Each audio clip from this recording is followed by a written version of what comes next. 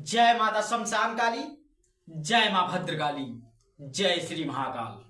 आशा विश्वास करते हैं हमारे जितने भी शिष्य होंगे मां भगवती की कृपा से अच्छे होंगे और सदैव माता रानी की कृपा सभी के ऊपर बरसती रहे।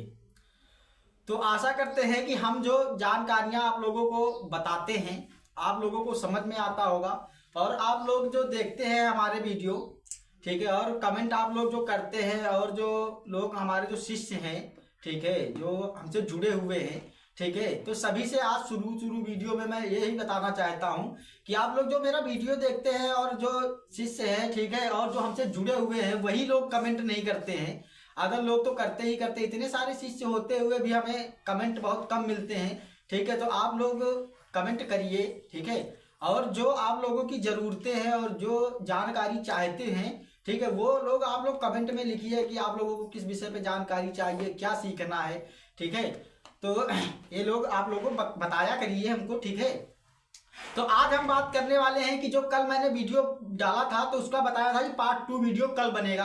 तो हम बात करने वाले हैं कि जो भूत प्रेत चढ़ाए जाते हैं उनकी कौन सी साधना होती है, ठीक है, और क्या साधना होती है भूत प्रेत चढ़ाने की, ठीक, और ये कितने दिन का प्रोसेस रहता है, क्या है, कैसा होता है, आज उसी के विषय में हम थोड़ा सा बात करते हैं, ठीक है।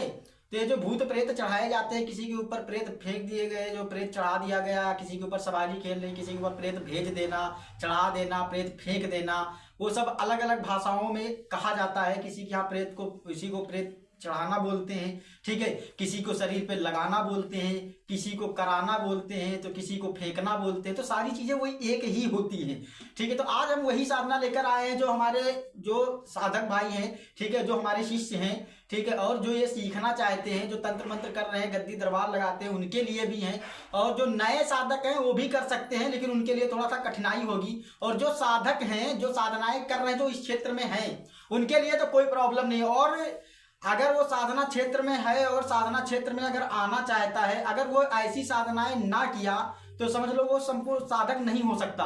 क्योंकि अगर वो ये सब करने से डरता हो, भूत साधना और भूत प्रेत लगाना ये नहीं अगर सीखेगा तो वो साधक सफल साधक बन ही नहीं सकता, ठीक है। क्योंकि इस क्षेत्र में आने से पहले देखिए हमारे लोगों के पास सारी विद्याएं होनी चाहिए। जरूरत कब किसकी पड़ती है पता नहीं, ठीक है, आवश्यकता के अनुसार शक्तियां चलाई जाती हैं, ठीक है। तो आज हम उसी विषय पे बात करना चाहते हैं जो ये भूत साधना है, ठीक है, और ये प्रेतों की जो साधना, जो प्रेतों को सिद्ध करना है, जो पूरा मर्दघट सिद्ध किया जाता है, ठीक है, इसमें पूरा जो लगाया जाता है, पूरा प्रेतों का पूरा स्थान लगता है, पूरा थान लगता है, ठीक है, पूरा झुंड का झुंड चलता है प्रेतों का। तो जब जिसके ऊपर चढ़ाया जाता है तो उसको बहुत बुरा हाल हासिल करते हैं ये लोग, ठीक है। क्योंकि आप लोग तो जानते होंगे जो मंत्रों से सिद्ध होते हैं प्रेत, उनकी शक्तियां कई इन नॉर्मल प्रेतों से कई गुना ज्यादा होती हैं और वो पावरफुल प्रेत होते हैं, ठीक है। तो आज हम इसी विषय पे थोड़ा जानकारी देते हैं, ठीक है, कि ये 11 दिन की साधना है, ठीक है, और ये अर्धरात्रि से पूजा की जाती है, ठीक है। इसमें कोई भी लंबा चौड़ा विधि विधान नहीं होता, नॉर्मल सी पूजा है, ठीक है। अब कोई बोलेगा गुरुजी ठंड में तो 12 बजे रात से हम पूजा नहीं कर सकते, ठीक है। देखिए अगर आप लोग साधक बनना चाहते हैं तो मेहनत करनी ही होगी, ठीक है। अर्धरात्रि से पूजा की जाती है और सुबह 3 बजे तक पूजा चलती है, ठीक है। ये मान लो कि 2 घंटा तो जब आपको करना ही होगा, ठीक है। तो ये मान लिया जैसे आप 12 बजे बैठ गए तो 2-2:30 बजे तक आपकी पूजा चलेगी, ठीक है, और हो सकता है 3 भी बज जाए, लेकिन इतना समय लगेगा नहीं, ठीक है।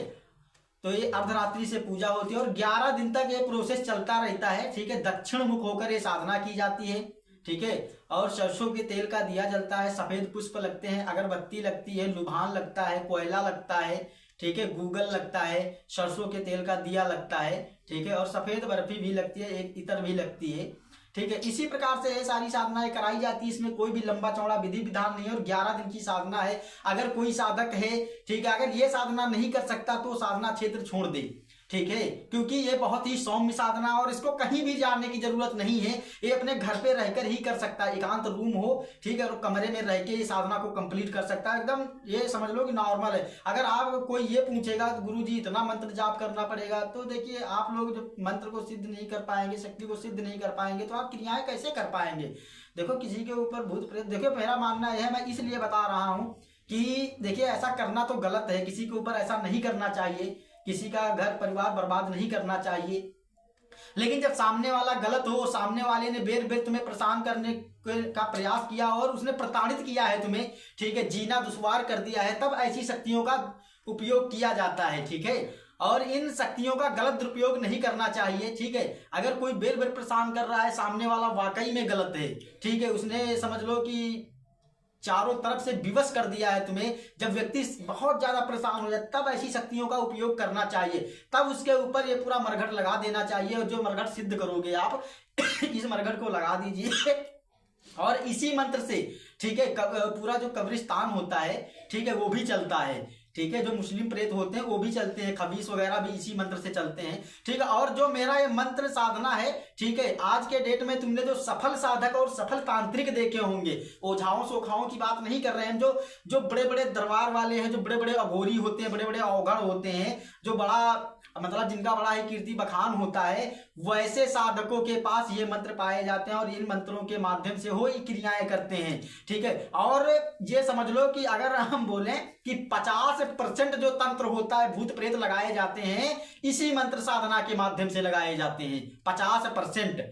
ठीक है। और 50% में और क्रियाएं होती हैं, ठीक है, लेकिन 50% अक्सर करके यही मंत्र साधना है जिससे सारी क्रियाएं की जाती हैं। देखिए, इनसे सारे उल्टे सीधे ही कार्य होते हैं, किसी को बर्बाद कर देना, किसी को बीमार कर देना, ठीक है, और किसी के ऊपर प्रेत लगा देना, किसी का कारोबार बंदिश कर देना, समझ गए। ये समझ लो कि लक्ष्मी बंधन और प्रगति बंधन, पितृ बंधन, कुल देवती देवी देवता बंधन, सारी चीजों को इन्हीं के माध्यम से रोका जा सकता है, क्योंकि ये ऐसी चीजें हैं जो प्रेत शक्तियां जब लगती हैं तो ये सारे के सारे प्रेत होते हैं, हजारों के असंख्य प्रेत लगते हैं इसमें, ठीक है। तो पूरा पूरा मरघट ही घर के अंदर पूरा समाहित हो जाता है और ये इतने गंदे होते हैं कि पूरा टांडो करके धर देते हैं घर में, ना ही कोई पूजा पाठ उसकी सफल होगी, ना ही कोई उसका धंधा बिजनेस चलेगा। ये समझ लो कि चारों तरफ से वो बर्बाद होने लगेगा, ठीक है, और बीमारी लगेगी, ठीक है। और जिसके ऊपर अगर खास किसी के ऊपर छोड़ दिया गया तो उसके शरीर पे खेलेंगे, सवारियां लेंगे, ठीक है। अगर वक्त रहते हुए उसे सही से इलाज वगैरह ना कराया जाए तो उन्हें जान जाने का भी खतरा रहता है, लेकिन ऐसा नहीं करना चाहिए। हमने जानकारी के लिए आप लोगों को बताया है कि ऐसी साधनाएं होती हैं,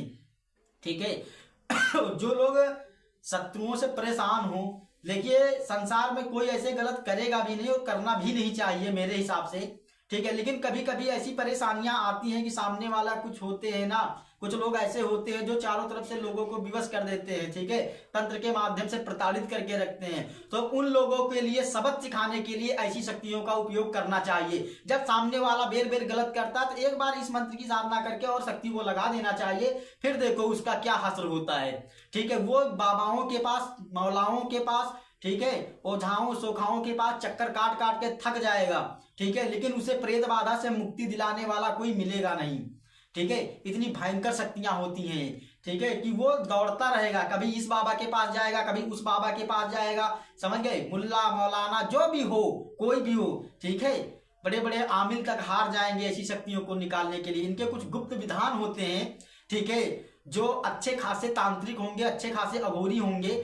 ठीक है, जो जिन्होंने ऐसी विद्याओं को हासिल किया होगा, वही लोग इन प्रेत बाधाओं से निजात दिला सकते हैं, उसे मुक्त कर सकते हैं। अन्यथा जब तक वो मिलेगा, जब तक वो ढूंढेगा, तब तक तो उसका राम नाम सत्य हो चुका होगा, ठीक है। ऐसी ये विद्याएं होती हैं, ठीक है। तो हमने ये साधना इसीलिए हम आप लोगों के सामने लेकर आए हुए हैं और इसी बारे में हम जानकारी इसीलिए बता रहे हैं, ठीक है। जो भी साधक करना चाहता हो या करने का इच्छुक हो, वो हमसे संपर्क कर लेगा, ठीक है, और उसे बताया जाएगा, ठीक है, किस प्रकार से साधना करनी है, उसका पूर्ण मार्गदर्शन किया जाएगा। और इसमें 100% ये साधना सफल होती है, कंप्लीट होती है। जैसे ही 11 दिन आप कंप्लीट करते हैं, 12वें दिन शक्ति का परीक्षण आप कर सकते हैं, ठीक है, तुरंत तत्काल 12वें दिन आप परीक्षण कर सकते हैं शक्ति का। और जिसके ऊपर भी आप लगाएंगे, बस थोड़ी सी वही पूजा सामग्री रखनी होगी, थोड़ी सी, ठीक है। और जिस व्यक्ति के ऊपर लगाना होता है उसका एक फोटो होना चाहिए और उसका नाम पता होना चाहिए, ठीक है।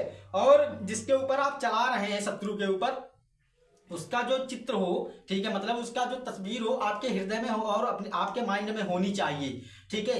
और 1000 मंत्र पढ़ के इस भूत प्रेत को लगाया जाता है उसके शरीर पे, ठीक है।